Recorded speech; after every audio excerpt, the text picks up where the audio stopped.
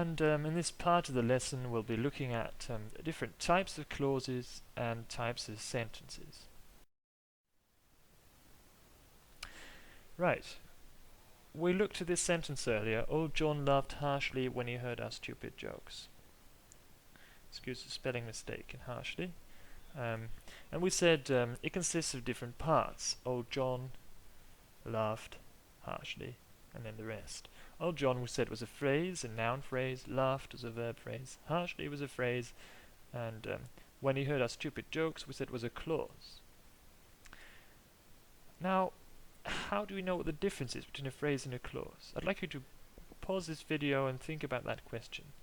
How can you know that when he heard our stupid jokes is a clause, while the rest of the sentence consists of phrases? The answer to that question is this. A clause always contains a predicator. So there's a predicator in the constituent, then you're dealing with a clause. So Old John, for example, doesn't contain a predicator, so Old John is a phrase, but when he heard our stupid jokes, heard is a predicator, so that part of the sentence is a clause. Then what's the difference between a sentence and a clause? Again, pause the video and think about that question. What's the difference between a sentence and a clause?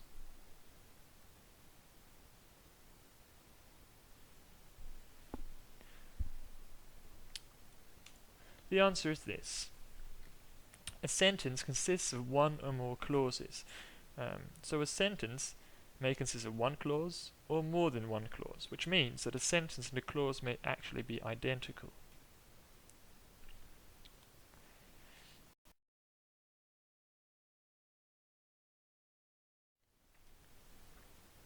So look at these two sentences, for example. Whales cannot breathe underwater, and they have lungs instead of gills. These are two separate sentences which each contain one clause. Cannot breathe is a predicator, and have is a predicator. There's only one predicator in each sentence, which means each sentence consists of only one clause. Two sentences. Whales cannot breathe underwater for they have lungs instead of gills, and whales cannot breathe underwater because they have lungs instead of gills. The last two sentences each contain clauses, and they're marked off, as you can see. I'd like you to think about what the difference is between these clauses. There's a difference between the clauses in the middle sentence and the clauses in the last sentence. What's the difference between these clauses? Think about that question and pause this video.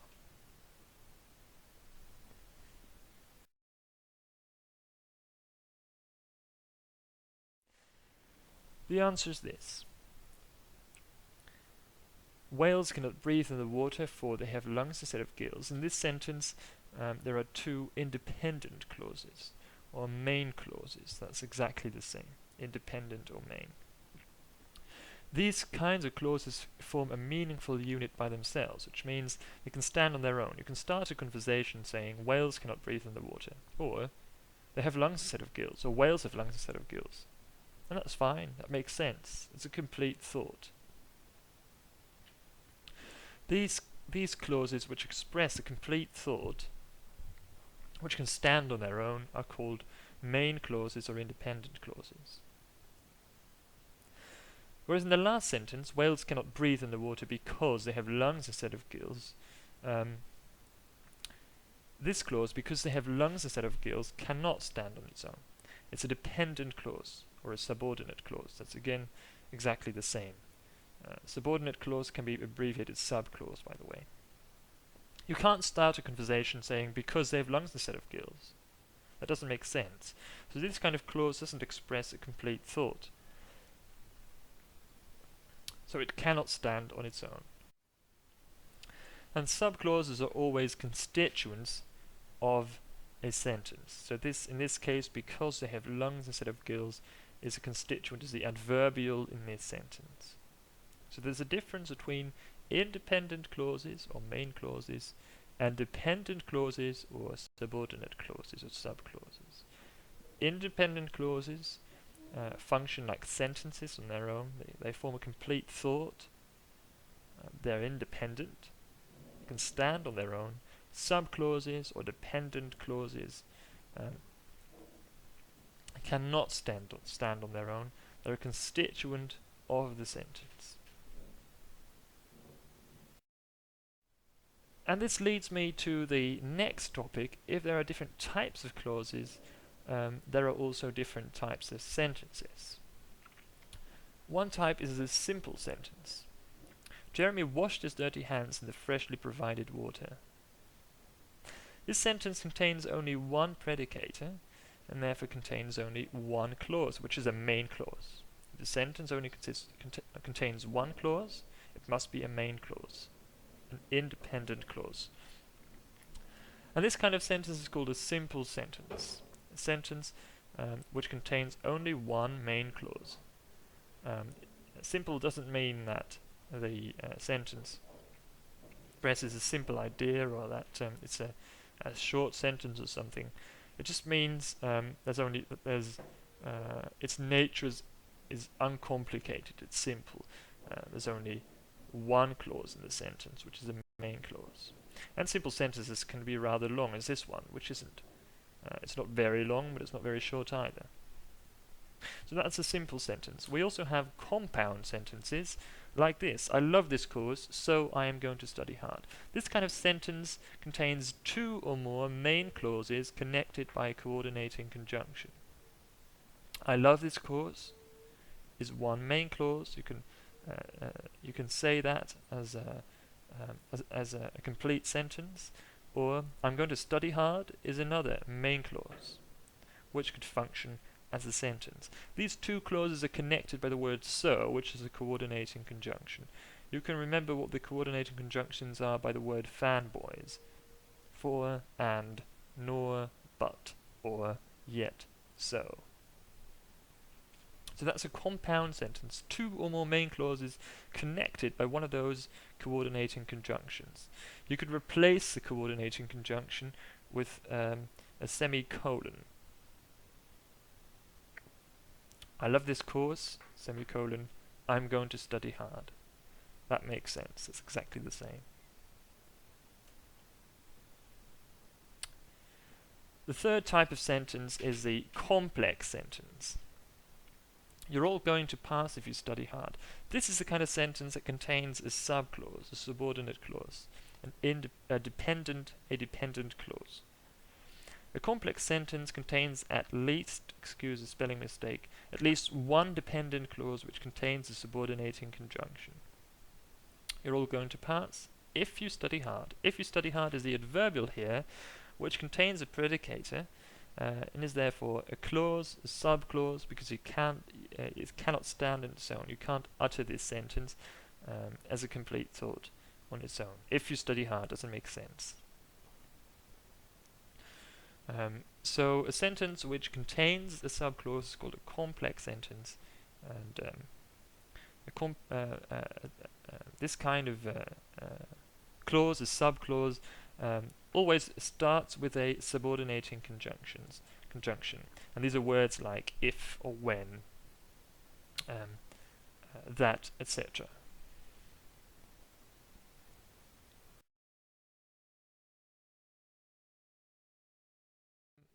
Pause the video again and look at these sentences to see if you can figure out whether they are simple, compound, or complex.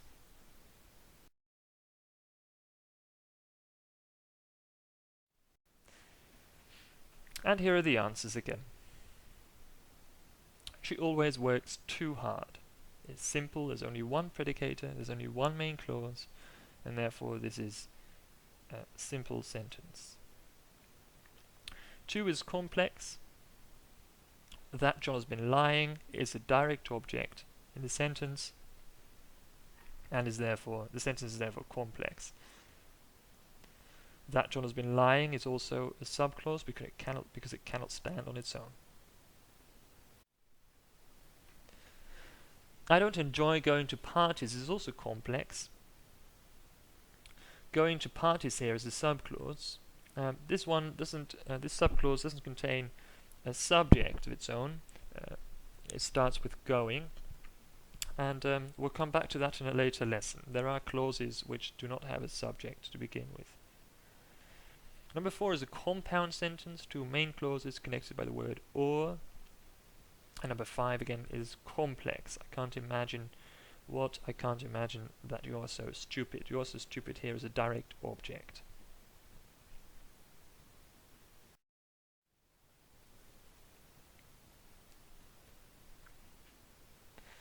Now, there are 3 types of subordinate clauses. We looked at this briefly in syntax 1, and when we talked about adverbial clauses of time, a condition, etc. So, some clauses are the adverbial in a sentence, and these are called adverbial clauses.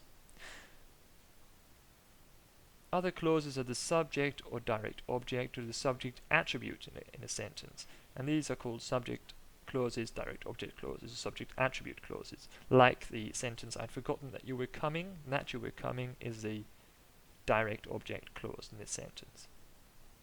A third type of subordinate clause is the relative clause, which is a kind of clause which is part of a noun phrase. Now, if you find that complicated, don't worry about it just yet, because we'll come back to that in a later lesson. In this sentence, the student who studied hard passed the exam. Who studied hard is part of the noun phrase, the students who studied hard. This clause contains a predicate, studied, and it says something about students. So it belongs to the noun phrase. Now this is what we call a relative clause. The students who studied hard is the subject of this sentence. It's a phrase, a noun phrase. The students is the head. Who studied hard then is a relative clause that says something about students.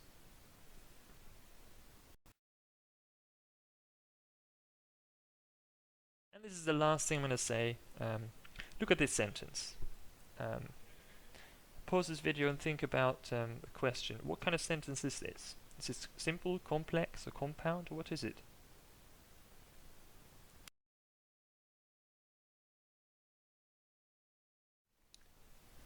This is the answer. It's actually a compound sentence with complex parts, what we call a compound complex sentence. You can see it consists of 2 main clauses. A tone is what you hear in music, and a note is a symbol that you write down for a tone. 2 main clauses connected by the word and within those main clauses, a tone is what you hear in music. There are dependent clauses. A tone is what you hear in music, a note is a symbol that you write down. What you hear in music and that you write down are clauses within clauses. And these are dependent clauses. So this entire sentence consists of clauses within clauses. Now, that might be rather difficult for you, possibly. Then, if that's so, then don't worry about it. Just go on studying and come back to it later, and you might actually understand it later on. Okay, and that's it for this lesson.